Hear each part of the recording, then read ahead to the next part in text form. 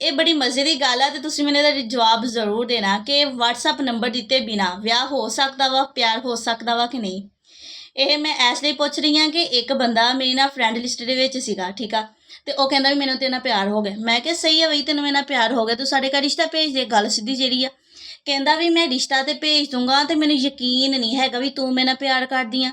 ਮੈਂ ਕਿਹਾ ਤੂੰ ਮੈਨੂੰ ਅਜੇ ਫਸਟ ਟਾਈਮ ਦੱਸ ਰਿਹਾ ਵਾ ਕਿ ਤੈਨੂੰ ਮੇਰੇ ਨਾਲ ਪਿਆਰ ਹੋ ਗਿਆ ਵਾ, ਤੇ ਹੁਣ ਮੈਂ ਮੀਨ ਕਿ ਸਪੋਜ਼ ਕਰਦੀ ਹਾਂ, ਸਪੋਜ਼ ਕਿ ਮੈਂ ਤੇਰੇ ਨਾਲ ਕੁਛ ਦਿਨ ਗੱਲ ਕਰਾਂਗੀ, ਠੀਕ ਆ, ਮੀਨ ਕਿ ਮੈਨੂੰ ਤੇਰੀ ਆਦਤ ਦਾ ਪਤਾ ਲੱਗੂਗਾ, ਮੇ ਬੀ ਕਿ ਮੈਨੂੰ ਵੀ ਤੂੰ ਅੱਛਾ ਲੱਗ ਜਾਵੇਂ। ਫਿਲਹਾਲ ਤੇ ਐਸਾ ਕੋਈ ਹੈ ਨਹੀਂ ਚਾਂਸ ਨਾ ਕਿ ਵੀ ਤੂੰ ਮੈਨੂੰ ਅੱਛਾ ਲੱਗ ਰਿਹਾ ਵਾ, ਮੈਂ ਤੈਨੂੰ ਲਾਈਕ ਕਰਦੀ ਹਾਂ, ਪਿਆਰ ਕਰਦੀ ਹਾਂ। ਤੇ ਕਹਿੰਦਾ ਚੱਲ ਮੈਂ ਤੇ ਤੈਨੂੰ ਪਿਆਰ ਕਰਦਾ ਵਾ ਨਾ, ਤੇ ਮੈਨੂੰ ਨਾ ਤੇਰਾ WhatsApp ਨੰਬਰ ਚਾਹੀਦਾ। ਮੈਂ ਕਿਹਾ ਵੀ ਮੈਂ ਆਪਣਾ WhatsApp ਨੰਬਰ ਨਹੀਂ ਦੇ ਸਕਦੀ। ਵੀ ਮੈਂ ਇਹਨੂੰ ਅੱਗੋਂ ਇਹ ਗੱਲ ਕਹੀ ਵੀ ਕੀ ਗੱਲ, ਪਹਿਲਾਂ ਜਦੋਂ ਵਿਆਹ ਹੁੰਦੇ ਸੀ, ਪਿਆਰ ਹੁੰਦਾ ਸੀ, ਸ਼ਾਦੀਆਂ ਹੋਈਆਂ ਸੀ ਨਾ, WhatsApp ਨੰਬਰਾਂ ਤੇ ਨਹੀਂ ਸਾ ਹੁੰਦੀਆਂ ਹੈਗੀਆਂ। ਤੇ ਕਹਿੰਦਾ ਨਹੀਂ ਬਈ ਮੈਨੂੰ ਪਤਾ ਲੱਗ ਗਿਆ ਵਾ, ਤੂੰ ਮੇਰੇ ਨਾਲ ਪਿਆਰ ਪਿਊਰ ਕੋਈ ਨਹੀਂ ਕਰਦੀ, ਤੇਰਾ ਕੋਈ ਇਰਾਦਾ ਨਹੀਂ ਹੈਗਾ ਮੇਰੇ ਨਾਲ ਵਿਆਹ ਕਰਨ ਦਾ।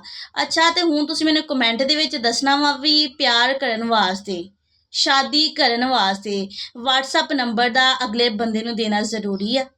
ਮੈਨੂੰ ਤੁਸੀਂ ਦੱਸਣਾ ਵਾ ਇਹ ਗੱਲ, ਠੀਕ ਆ। ਤੇ ਮੈਂ ਬੜੀ ਸ਼ਿੱਦਤ ਦੇ ਨਾਲ ਇੰਤਜ਼ਾਰ ਕਰ ਰਹੀ ਹਾਂ ਤੁਹਾਡੇ ਕਮੈਂਟਾਂ ਦਾ, ਠੀਕ ਆ। ਤੁਸੀਂ ਲਾਜ਼ਮੀ ਮੇਰੇ ਨਾਲ ਇਹ ਗੱਲ ਸ਼ੇਅਰ ਕਰਨੀ ਆ ਵੀ WhatsApp ਨੰਬਰ ਹੀ ਕਿਉਂ, WhatsApp ਨੰਬਰ ਹੀ ਕਿਉਂ, ਠੀਕ ਆ। ਹਾਂ ਚਲੋ ਸਹੀ ਹੈ, ਮੈਂ ਇੰਤਜ਼ਾਰ ਕਰ ਰਹੀ ਹਾਂ ਬਹੁਤ ਸ਼ਿੱਦਤ ਦੇ ਨਾਲ, ਤੇ ਤੁਸੀਂ ਮੈਨੂੰ ਲਾਜ਼ਮੀ ਕਮੈਂਟ ਦਾ ਜਵਾਬ ਦੇਣਾ ਕਮੈਂਟ ਦੇ ਵਿੱਚ, ਠੀਕ ਆ। ਅੱਲਾ ਹਾਫਿਜ਼, ਆਪਣਾ ਖਿਆਲ ਰੱਖੋ ਬਹੁਤ ਸਾਰਾ।